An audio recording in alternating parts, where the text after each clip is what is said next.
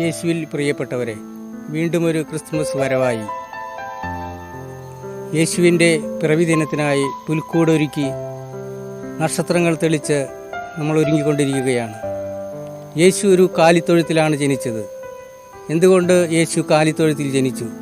അത് ദൈവത്തിൻ്റെ മഹത്തായ ഒരു പദ്ധതിയായിരുന്നു.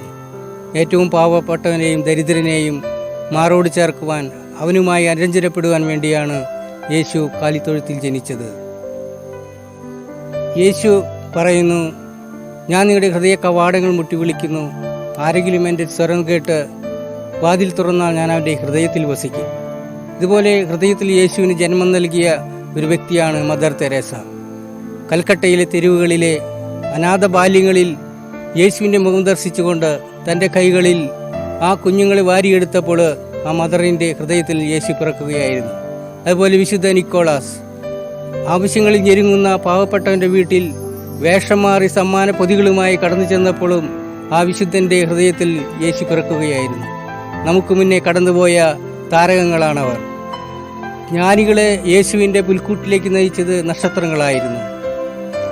ഇതുപോലെ യേശുവിലേക്ക് നയിക്കേണ്ട താരകങ്ങളാകേണ്ടവരാണ് നമ്മൾ ഓരോരുത്തരും.